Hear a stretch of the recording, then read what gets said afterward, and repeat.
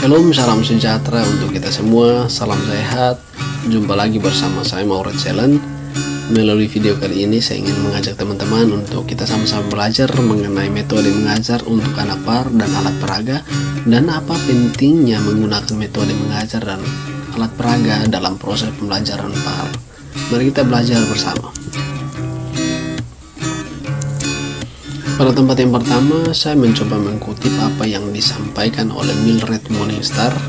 Dalam penyampaiannya, Mildred mengatakan bahwa pada dunia yang terus berubah ini, dengan segala kemajuannya, anak-anak membutuhkan sesuatu yang pasti, sesuatu yang kekal dan tidak berubah. Nah, berdasarkan demikian, yang dapat saya katakan sebagai orang percaya adalah hanya firman Allah yang sifatnya tidak berubah dan sifatnya kekal.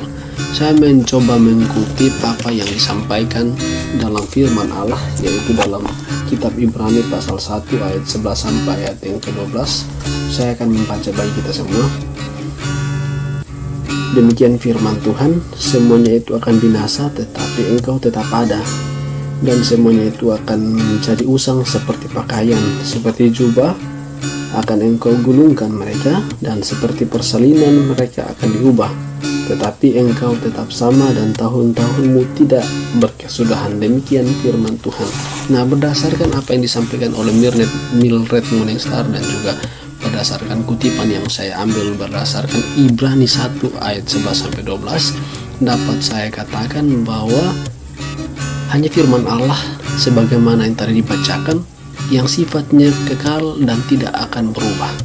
Oleh sebab itu, metode mengajar alat peraga memiliki tanggung jawab yang sangat besar dalam kaitannya dengan mengajarkan sesuatu yang sifatnya abadi dan kekal yang tidak berubah. Kalau begitu, apa itu metode mengajar dan apa itu alat peraga? Secara sederhana dapat saya gambarkan bahwa alat peraga itu cara yang digunakan oleh seorang pengajar atau guru dalam menyalurkan informasi atau mentransferkan pengetahuan dalam kaitannya, dalam hal ini dalam mentransferkan firman Allah kepada anak-anak. Itu metode mengajar. Kalau begitu, apa itu alat peraga? Secara sederhana dapat saya gambarkan bahwa alat peraga itu adalah alat-alat yang digunakan dalam kaitannya dengan menggunakan metode, alat-alat yang digunakan untuk melakukan proses pembelajaran. Secara sederhana demikian. Nah, manfaat dari alat peraga itu apa? Ada dua manfaat yang dari alat peraga. Yang pertama, berdasarkan fungsinya alat peraga sebagai alat bantu mengajar, dan yang kedua sebagai alat peraga sebagai perkara yang dibuat. Alat peraga sebagai alat bantu mengajar dalam menggunakan metode-metode tertentu sesuai dengan kelas usia. Anak-anak juga perlu ditunjang dengan alat peraga, karena alat peraga itu dapat membantu guru untuk menjelaskan hal-hal tertentu, misalnya buah-buahan, misalnya dedaunan, misalnya alat-alat bekas. Itu bisa digunakan untuk menjadi alat peraga untuk menjelaskan materi-materi sesuai dengan tema yang diambil. Itu yang pertama. Terus yang kedua, alat peraga sebagai prakarya yang dibuat anak-anak. Jadi dalam penggunaan alat peraga itu tidak saja disiapkan oleh pengajar, tetapi alat peraga juga bisa disiapkan secara bersama-sama antara pengajar dengan anak-anak, yang artinya bahwa ketika alat peraga itu disiapkan oleh pengajar dan juga anak-anak, di situ ada aktivitas, dan aktivitas itu menghasilkan suatu karya, dan karya itu ketika dibawa kembali ke rumah itu menjadi alat kontrol orang tua untuk mengkontrol proses pembelajaran yang terjadi di sekolah minggu atau di dalam kelas. Yang ketiga, apa saja hambatan membuat alat peraga? Ada 4 hambatan dalam pembuatan alat peraga. Nah, sebelum masuk dalam hambatan pembuatan alat peraga, saya ingin mengutip apa yang disampaikan oleh Dr. Vernon A. Magnussen pada tahun 1983 halaman 215. Dr. Vernon mengatakan bahwa kita belajar itu 10% dari apa yang kita baca, 20% dari apa yang kita dengar, 30% dari yang kita lihat dan hasilkan, 50% dari apa yang kita lihat dan kita dengar, 70% dari apa yang dikatakan kembali, dan 90% dari apa yang kita lakukan. Yang artinya bahwa ketika seorang pengajar menggunakan metode yang tepat dan juga alat peraga yang tepat, dia sedang melakukan proses pembelajaran 70% pemahaman tadi. Karena apa? Mengapa sehingga 70%? Sebab melalui metode yang tepat dan juga alat peraga yang tepat, artinya bahwa kita sedang mengajarkan anak-anak melalui apa yang didengar dan dilihat. Nah, ketika mau sampai di 90%, yang artinya bahwa itu sampai pribadinya dalam proses penerapan. Oke, demikian yang disampaikan oleh Vernon. Nah, apa saja hambatan pembuatan alat peraga? Yang pertama, tidak ada waktu. Nah, kebiasaan-kebiasaan kita dalam kebiasaan terlambat, bahkan kebiasaan untuk menunda-nunda pekerjaan pada akhirnya menjadi hambatan bagi kita.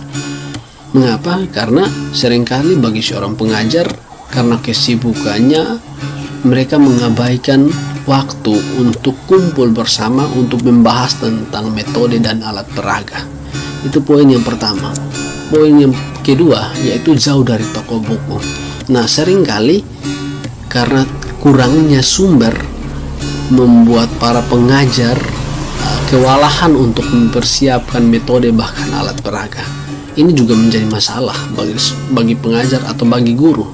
Yang ketiga, tidak ada anggaran. Nah, seringkali dalam proses pembelajaran PAR, kita seringkali mengutamakan program-program yang kemudian kita juga mencantumkan anggaran-anggaran tertentu, tetapi kemudian pada akhirnya anggaran itu tidak disetujui dan kita tidak mau menggunakan kemampuan atau akal, menggunakan hikmat yang Tuhan kasih untuk mengelola pikiran kita untuk mengadakan alat-alat peraga yang sifatnya tidak menggunakan anggaran.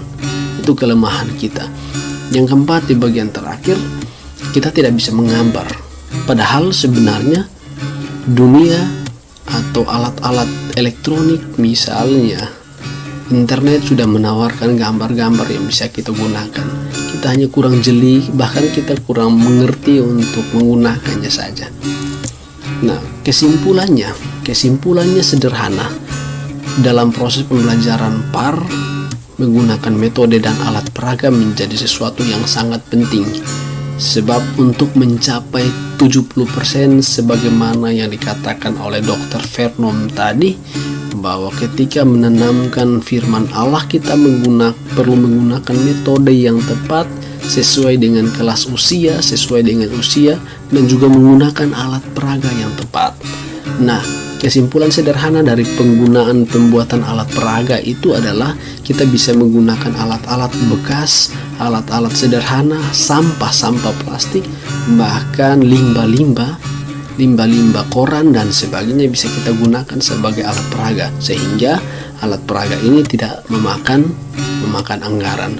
Oke, demikian video singkat saya. Sekiranya video ini dapat menjadi berkat bagi teman-teman pengajar, bagi teman-teman yang ingin untuk belajar bagaimana mengembangkan metode dan alat peraga yang sederhana, sekiranya ini menjadi landasan atau acuan bagi teman-teman, bahkan saya sendiri untuk belajar. Mohon dukungannya selanjutnya. Salam, terima kasih.